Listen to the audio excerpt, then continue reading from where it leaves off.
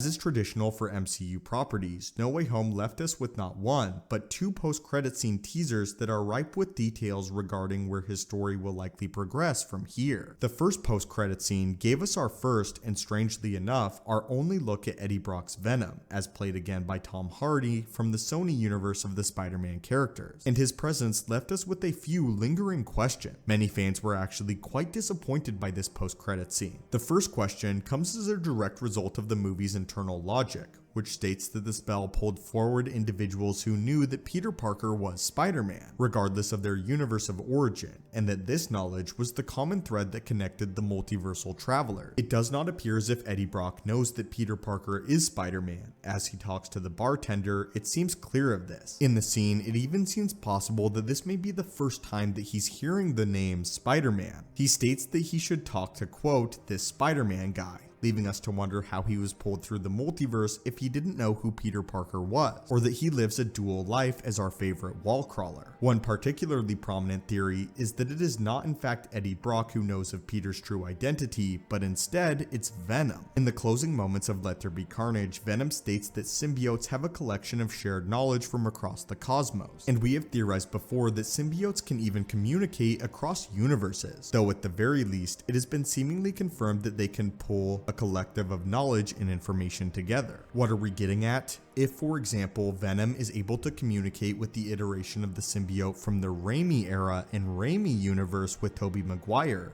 then he would know that Spider-Man and Peter Parker are one and the same, despite never having met an iteration of either character from his home universe. This could explain why Tom Hardy was pulled into the MCU, and it could mean that it wasn't in fact Eddie Brock that was pulled through the multiverse, it was instead Venom. But since the duo inhabit the same body, Brock was simply pulled along for the ride, but that it was Venom that knew that Spider-Man was Peter Parker. We also see that Venom left a sample of the symbiote in the MCU, leaving it to wander the Prime timeline and potentially be the catalyst for Venom's cast of symbiotic characters to make their MCU debuts in the coming years, being connected to the Sony version of the character. In the closing moments of the film, we got a glimpse at Peter's dark side and his ability to lose control of his emotional state as he nearly beat Norman Osborn to the brink of death in one of the most visceral fights that we've seen from the MCU's iteration of the Webhead. Seeing this Peter, who already has pent-up rage from losing everything he knows, take on the symbiote and let it drive his anger even further could make for an incredibly intriguing storyline, and get to watch this version of Spider-Man delve into the dark side. He not only lost Aunt May to the Green Goblin, but everyone he knew and has ever known. His closest friends no longer recognize or remember him, watching them pursue futures at MIT without him, and he has lost his connection to not only Happy Hogan and what remains of Tony Stark's legacy, but everyone he's ever known.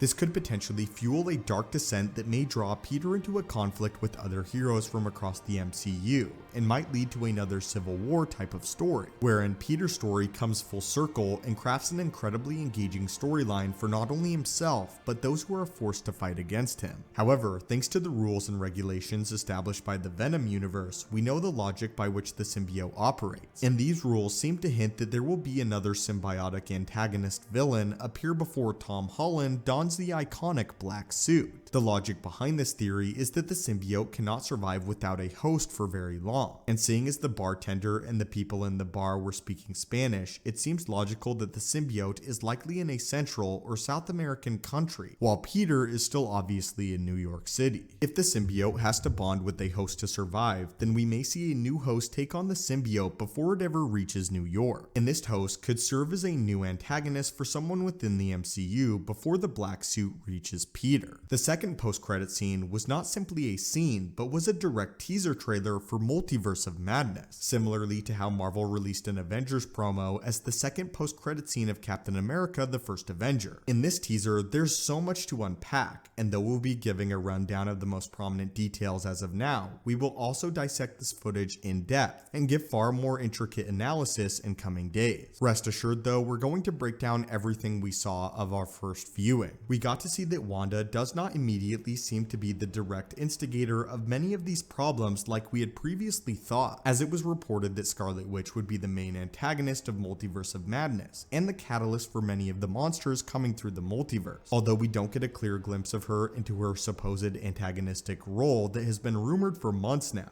but more on that in a moment. Instead, Doctor Strange actively seeks her out in order to recruit her on his mission, and though she seems reluctant at first, we see a later shot of her in full Scarlet Witch attire, apparently helping the best that she can, though this may again be a deliberate misdirect by Marvel Studios, which we believe here at the channel that it is. There is a supposed leak that details what we can expect from this scene, though this leak as of yet unconfirmed and has not been verified, so take this next claim with a soft spoiler warning. The alleged leak details a scene in which Doctor Strange discovers that Wanda is intentionally sending monsters across the multiverse, and this scene leads to a confrontation where Strange and Wanda are drawn into combat with one another. According to the leak, Strange discovers that he is dreadfully outmatched by the full might of the now awakened Scarlet Witch, and is drawn further into desperation for the remainder of the film. Though Wanda's motivation for sending creatures across the multiverse is unclear, there are a few prevailing theories, the most intriguing of which states that since Wanda is what is known as a Nexus being, she cannot cross between universes at will. We have conducted a full breakdown of what exactly a Nexus being is previously on the channel, and if you are interested in a more in-depth explanation, we encourage you to check that video out, as it may be a major prominent plot point in Multiverse of Madness. But the most pertinent detail as of now, however, is that Nexus beings are pillars of their reality and help to maintain the stability of the universe that they originally reside in. If Wanda believes that her children are lost in the multiverse, as was hinted in the closing minutes of WandaVision, then she may be relegated to sending searchers throughout the multiverse in order to save her children, though her definition of saving them may entail pulling them from their home realities in a move of desperation that cements her as the antagonist of the film. One other rumor that we've been hearing seems to be confirmed in this footage as well, as there was a persistent rumor that America Chavez would not only make her debut, but would be actively chased or followed through the multiverse. And though we do not get to see her face, we do get our first look at America Chavez's iconic jacket, confirming her involvement and giving us our first glimpse at the iconic character. In the comics, Chavez is an incredibly powerful hero who not only possesses enchanted physical characteristics, but the unique ability to traverse the multiverse and leap between dimensions with ease, which could directly inform the role that she is set to play in Multiverse of Madness. This could mean that Wanda might be actively hunting America Chavez through her intermediaries in order to force her assistance into finding her lost children. Though again, since she is limited to her home universe, she is resorting to using proxy soldiers to do her work and search for her children for her, which could directly cause Doctor Strange to jump into action and traverse the multiverse in order to save Chavez, leading to the dire consequences that were hinted at throughout the trailer. One of the consequences in question could even result in the destruction of entire timelines. Based on the evidence given in the trailer, we got a clear look at a reality that seems to be dissolving with the same effects that we saw in What If, which seems directly indicative of a dying timeline. In episode 4 of What If, we are introduced to a character known as Strange Supreme, who dooms his universe on his quest for power in order to save Christine Palmer's life.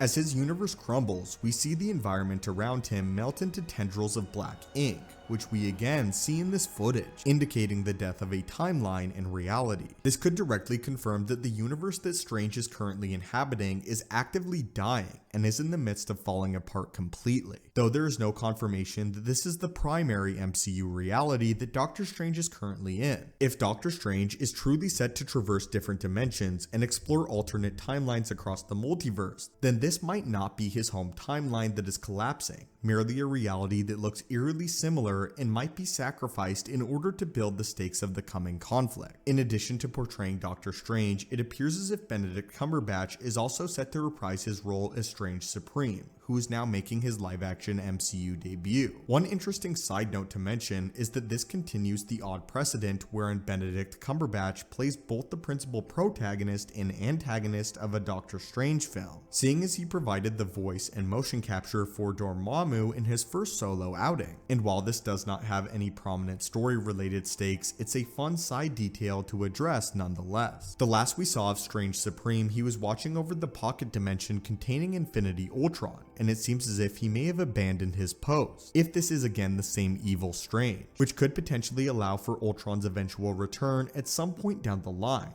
and given the level of calamity that he was able to cause in What If, his return would most certainly spell dire consequences for the rest of the MCU. Alongside the resurgence of Strange Supreme and Christine Palmer, Baron Mordo also makes a reappearance, marking his first MCU outing since 2016, and he states that the most dire threat to the multiverse is none other than Dr. Stephen Strange. This leaves a layer of ambiguity, as we do not know if he is referring to our Doctor Strange or Strange Supreme, seeing as each of them has caused drastic multiversal rifts and dire consequences in some of Marvel's most recent projects. We have the calamity that Doctor Strange has already caused, conducting the spell that drastically damaged the fabric of the universe in Spider-Man No Way Home. And the Multiverse of Madness will see him delve even deeper into this concept. But we have also seen Strange Supreme succumb to his own ambitions and doom the inhabitants of his home universe as a direct result of his arrogance. If Mordo was set to take on an antagonistic role as was foreshadowed in the first Doctor Strange, then his motivation would make sense in merely trying to preserve the fabric of the multiverse, which would maintain character consistency and make for yet another compelling storyline. While there was a wide array of Easter eggs, hints, and clues as to what comes next, rest assured that we will take a deep dive into the most intricate details of the film in the coming days and weeks, so be sure to stay tuned for more analytical Spider-Man and Doctor Strange content. Spider-Man No Way Home was a deeply emotional experience for myself. The Tobey Maguire Spider-Man movies are what built me as a superhero fan. Those are the movies that I grew up with, and I'm sure many of you grew up with. And getting to see Andrew Garfield get his time in the limelight was absolutely spectacular, as I think he personally stole the show out of the three Spider-Men, at least in the final battle, that is. Also, getting to see the massive character progression that Tom Holland's Spider-Man went through was a great thing to see live out on screen. This film perfectly shows the end of a saga and the beginning of a new one. I've never seen a film pull something off like that before. A perfect end and a perfect beginning to what comes next. The character of Spider-Man, all three of them, means so much to me, as I'm sure it means so much to you guys as well. And I just want to say thank you so much for coming with me on this journey. And I hope to keep you guys entertained for many more weeks to come with more Spider-Man No Way Home content. As despite this video approaching 30 minutes long, we still have way more to unpack here. So if you have any questions or comments you have for Spider-Man No Way Home that you would like us to take a deep dive into, please leave them in the comments down below. Again, also tomorrow we will be announcing the winner of the Hot Toy Figure giveaway. Anyway guys, I've been waiting a year to ask this question.